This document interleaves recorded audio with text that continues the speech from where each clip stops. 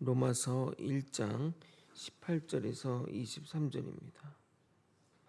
저와 번갈아 교독하고 마지막 절 함께 읽겠습니다. 하나님의 진노가 불의로 진리를 막는 사람들의 모든 경건하지 않음과 불의에 대하여 하늘로부터 나타나나니 이는 하나님을 알만한 것이 그들 속에 보임이라. 하나님께서 이를 그들에게 보이셨느니라. 창세로부터 그의 보이지 아니하는 것들 곧 그의 영원하신 능력과 신성이 그가 만드신 만물에 분명히 보여 알려졌나니 그러므로 그들이 핑계하지 못할지니라. 하나님을 알되 하나님을 영화롭게도 아니하며 감사하지도 아니하고 오히려 그 생각이 허망하여지며 미련한 마음이 어두워졌나니 스스로 지혜 있다 하나 어리석게 되어 썩어지지 아니하는 하나님의 영광을 썩어질 사람과 새와 짐승과 기어다니는 동물 모양의 우상으로 바꾸었느니라. 아멘. 복음은 단지 우리에게 기쁜 소식일 뿐만 아니라 우리를 구원에 이르도록 하는 하나님의 능력입니다. 그래서 복음은 우리를 주 예수를 믿게 할 뿐만 아니라 우리를 성장시켜 믿음의 일꾼으로 만드는 겁니다. 주 예수 안에 있는 자는 반드시 성화의 길로 나아가게 되어 있습니다. 그러나 말씀을 잘 지킨다고 해서 구원에 이르는 것이 아니라 오직 믿음으로 말미암아 주의 은혜로 가능한 것입니다. 이 간단하고 명확한 진리가 종교 개혁의 기초가 되었던 것입니다. 우리 또한 신앙의 기초를 이 진리 위에 두고 주를 향한 변함없는 믿음을 지켜내야 하는 겁니다. 오늘은 이 믿음에서 벗어난 자들의 상태에 대한 현상적 상황과 하나님이 그들에게 보이신 것들을 고찰한 다음 불의한 자들이 선택한 길에 대해 자세히 다루도록 하겠습니다. 우리는 어떤 선택의 길로 나아가는지 좋은 해안을 가지는 시간이 되길 예수 그리스도 이름으로 소원합니다. 사도 바울은 서론에서 복음의 핵심이자 로마서의 기본 주제라 할 수 있는 이신득의를 요약해서 잘 정리했습니다. 그리고 오늘 읽은 본문부터 이 주제를 확대 심화하는 방향으로 전개해 나가고 있는데 개론 시간에도 말씀드린 대로 로마서는 논문 형식을 따르고 있기에 논리적 전개를 충실히 따르고 있습니다. 그래서 논리 전개를 따라 반드시 언급해야 할 것은 우리의 상태, 죄된 상태가 우선 다뤄져야 할 것입니다. 그래야 우리는 하나님 은혜가 절대적으로 필요하다는 것이 자연스럽게 나오기 때문입니다. 그래서 가장 먼저 언급되는 죄는 불신앙의 죄입니다. 18절을 여러분이 한번 읽어보도록 하겠습니다. 시작. 하나님의 진노가 불의로 진리를 막는 사람들의 모든 경건하지 않음과 불의에 대하여 하늘로부터 나타나나니. 하나님의 진노는 죄에 대해 하나님이 나타내시는 이성적이고 정당한 분노를 말합니다. 그런데 이 진노가 하늘로부터 나타난다는 말은 전능하신 하나님의 진노를 누구도 피할 수 없다는 것을 말하는 겁니다. 이러한 피할 수 없는 진노가 모든 경건하지 않음과 불의에 대해 나타난다고 말하고 있습니다. 그럼 경건하지 않음과 불의는 무엇일까요? 경건하지 않음의 헬라어 아세베이아는 부정불변사 아와 예배하다 뜻의 세보미아의 합성어로서 예배하지 않음의 의미를 가지고 있는데 하나님을 예배하지 않거나 우상을 하나님의 자리에 두고 예배하는 행위를 총괄하여 말하는 겁니다. 당연히 하나님을 예배하지 않으니 이러한 자들은 자연스럽게 불의한 삶으로 이어지게 되는데 이러한 행위를 사도 바울은 불의로 진리를 막는다고 표현하고 있습니다. 그러나 정말 중요한 것은 이러한 자들의 행위를 하나님이 내버려둘 수 없게 하나님의 진노가 최종적인 심판의 때에 완전히 나타날 것이지만 부분적으로도 지금 현재의 삶에서도 나타난다고 진술함으로써 우리를 긴장시키고 있습니다. 하나님의 공의가 불의를 내버려둘 수 없어서 이러한 징계가 이루어지는데 그것은 범죄한 자로 하여금 회개하여 구원의 자리로 이르게 하는 하나님의 사랑에서 비롯된 것임을 우리는 명심해야 합니다. 그런데 이런 의문이 듭니다. 사람이 무엇이 진리이고 무엇이 불의인지 어떻게 알겠습니까? 모든 이들에게 복음이 편만하게 주어진 것이 아니라 세차를 두고 복음이 전해졌기에 진리를 받아들이지 못한 자들은 결국 그 진리를 모르기 때문에 불의한 삶을 살고 있는 것이 아니냐 반문할 수 있습니다. 그래서 이어지는 구절이 정말 중요합니다. 19절입니다. 이는 하나님을 알만한 것이 그들 속에 보임이라. 하나님께서 이를 그들에게 보이셨느니라. 하나님의 형상을 따라 지어진 인간은 본능적으로 하나님을 알게 되어 있습니다. 이것은 세상에 만들어진 도덕법을 보면 정확하게 알 수 있습니다. 놀랍게도 세상 모든 문명의 법들을 보게 되면 공통적으로 선을 따르는 것을 알 수 있습니다. 예를 들어 부모를 공경하거나 남의 것을 빼앗거나 도둑질하지 말라는 것과 죽이는 일을 해서는 안 된다고 하는 것들 말입니다. 선과 악의 기준은 누구에게도 배운 적이 없는데도 그렇게 정했다는 겁니다. 물론 혹자는 사회생활을 하면서 선과 악의 기준이 정립된 것이 아니냐, 즉 선악의 판단 기준이 인류 역사를 따라 자연 발생적으로 이루어진 것이 아니냐고 말합니다. 그러나 무질서한 사회에서 각종 불법과 무법이 판을 치는 것을 보면 인간 스스로 선을 정하고 선을 따른다는 것은 말도 안 된다고 생각합니다. 생각해 보십시오. 쓰레기를 버리는 것이 쉬운 일입니까? 줍는 것이 쉬운 일입니까? 줍는 것은 의지를 발휘해야 하는 것이고 버리는 것은 아무런 힘을 들일 필요 없이 자연스럽고 당연하게 이루어지게 됩니다. 그러나 우리는 줍는 것이 바른 것이라는 판단을 가지고 있습니다. 이런 기준을 누가 세워준 것일까요? 물론 이것에 대해서는 많은 논쟁이 있는 것은 사실입니다. 그러나 본성을 거슬러 선을 따르는 것은 인간 자체에서 나온 것이 아니라 반드시 심어준 것이 분명합니다. 이 부분에 대해서는 추후 깊게 다뤄보도록 하겠습니다. 그래서 본문이 강조하는 것은 모든 사람들이 완전하지는 않더라도 하나님을 알만한 기회가 주어졌다는 것입니다. 그 대표적인 예가 양심입니다. 하나님은 인간의 양심을 통해서 자신을 계시하셔서 인간으로 하여금 하나님의 알만한 기회를 주셨습니다.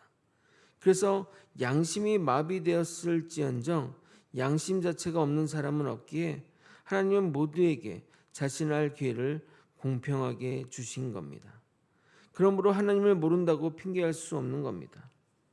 그러나 안타깝게도 우리 주변에는 하나님을 알지 못하는 사람이 참 많습니다. 그들은 하나님을 모르기에 당연히 하나님에 대한 경외가 없는 겁니다. 왜 이런 일이 벌어지는 것일까요? 영적으로 타락한 영혼과 그들의 타락한 본성이 하나님을 부인하게 만드는 것입니다. 그런 우리에게 하나님은 두 번째 하나님을 알만한 힌트를 주셨다고 말씀하고 있습니다. 20절을 여러분이 한번 읽어보도록 하겠습니다. 시작. 창세로부터 그의 보이지 아니하는 것들 곧 그의 영원하신 능력과 신성이 그의 만드신 만물에 분명히 보여 알려졌나니 그러므로 그들이 핑계하지 못할지니라. 하나님 먼저 우리 내면에 하나님을 알만한 것을 심어주셨다고 말씀하셨는데 그것뿐만 아니라 피조 세계를 통해 하나님의 영원한 능력과 신성을 알도록 계시하였다고 말합니다. 광활한 우주, 너무나도 정확한 질서 속에 진행되는 사계의 변화, 심지어 들에 핀 아름다운 꽃 한 송이에서도 창조주의 흔적을 우리는 발견할 수 있습니다. 우연한 결과로 치부하기에는 너무나도 정확하고 완벽한 세상을 보며 어찌 하나님이 없다고 말할 수 있겠습니까? 보이지 않는 하나님이 우리에게 그분의 능력과 신성을 만물을 통해 보이셨으니 우리는 이 세상을 만드신 창조주의 손길을 부정할 수 없는 것입니다. 물론 종말의 때에 분명 이렇게 말하는 자들이 나올 겁니다. 왜 너는 창조주 하나님을 부인했느냐? 라고 물으면 아무도 저에게 하나님을 전하지도 않았고 알 방법이 없었습니다. 라고 말하는 자들이 부지기수로 나올 겁니다. 그럼 주님은 분명히 이들에게 이렇게 말할 것입니다. 내 마음과 이 세상에 새겨진 하나님의 흔적을 보고도 하나님을 몰랐다는 것이 말이 되느냐? 난 놓고 기억자도 모른다는 것이 말이 되느냐? 라는 이야기를 듣게 될 것입니다. 우리가 인식하고 지각하는 모든 것들의 배후에는 하나님이 계시며 그 모든 현상들을 그분의 부단한 자기 계시의 한 방편임을 잊어서는 안 됩니다. 그러나 물론 이런 일반 계시로는 하나님을 정확히 아는 데는 한계가 존재합니다. 참고로 계시는 두 종류가 있는데 일반 계시와 특별 계시로 나뉩니다. 일반 계시는 앞에서 말씀드린 대로 우리의 마음에 심겨둔 선한 마음과 이 세상에 새겨진 하나님의 능력과 신성을 통해 알 수 있는 것들을 말하는 것이고, 특별 계시는 성경 말씀을 말하는 것으로 하나님이 직접 우리에게 하시는 말씀을 통해 주님을 정확하고 완벽하게 알게 하셨습니다. 그러므로 우리는 하나님 앞에서 어떠한 핑계도 하지 못할 것입니다. 왜 핑계할 수 없다고 말하느냐? 이 부분이 중요합니다. 만약 하나님을 알 만한 것이 없었다면 아무도 안 만들면 됩니다. 아무도 아무것도 안 만들면 됩니다. 그렇지 않습니까? 그런데 그들이 무언가를 만들어 신을 기렸다는 것은 그들도 신의 존재를 깨달았다는 겁니다. 신의 존재도 안 느꼈는데 어떻게 신을 만들어 섬길 수 있겠습니까? 그러니 핑계할 수 없다고 말하는 겁니다. 이처럼 불의한 자들은 분명히 하나님을 알았지만 하나님을 찾으려는 노력보다는 자신이 원하는 대로 또는 자신이 바란 대로 하나님을 다른 것으로 대체했던 것입니다. 그래서 만들어진 것이 세상의 종교입니다. 이번 미얀마를 가서 정말 놀랐던 것은 한 절당을 방문했는데 수많은 부처상과 탑을 만들어 놓고 그것에 대해 절을 하는 수많은 사람들의 모습이었습니다. 그것은 신의 형상이지 신이 아님에도 불구하고 그들은 신에게 하듯이 그 형상에다 절하고 기도하고 하루 종일 그 절당 앞에서 살아간다는 것이 놀랐습니다. 이것은 신의 형상이지 신이 아니다라고 말해도 그들은 그것이 신이라고 말합니다. 이 얼마나 어리석고 답답한 상황이냐 이 말입니다. 사도 바울의 이 구절은 정말 그들의 모습을 보면서 그대로 표현한 것 같습니다. 21절부터 23절을 읽도록 하겠습니다. 하나님을 알 때 하나님을 영화롭게도 아니하고 감사하지도 아니하고 오히려 그 생각이 허망하여지며 미련한 마음이 어두워졌나니 스스로 지혜 있다 하나 어리석게 되어 썩어지지 아니하는 하나님의 영광을 썩어질 사람과 새와 짐승과 기어다니는 동물 모양의 우상으로 바꾸었느니라. 그 동상이나 형상이 아무리 크고 높고 대단할지라도 시간이 지나면 녹이 슬고 페인트가 벗겨지며 삭을 텐데 그것을 신이라고 여기며 섬기는 인간의 어리석음을 눈으로 보는 시간이었다 하겠습니다. 그래서 참 미얀마 선교하면서 안타깝고 답답했던 겁니다. 이 미련한 마음에 어두워진 그들을 보면서 말입니다. 말씀을 정리하겠습니다. 하나님은 우리에게 하나님을 알 만한 것을 우리 마음 가운데 그리고 창조한 세계 가운데 명백히 보여주셨습니다. 그리고 인간 모두는 그것을 받았습니다. 받지 않았다면 세상 모든 문명 가운데 신을 따라 만든 형상과 그림과 조각 또는 이야기는 어떻게 나왔겠습니까? 인간이 신을 느끼고 그것들을 표현한 것입니다. 그러나 불의한 자들은 어리석게 되어 욕심을 따라 인간이나 동물의 형상을 만들어 그것을 섬기고 따르는 지점으로 나아갔던 겁니다. 이 일은 아직도 진행형입니다.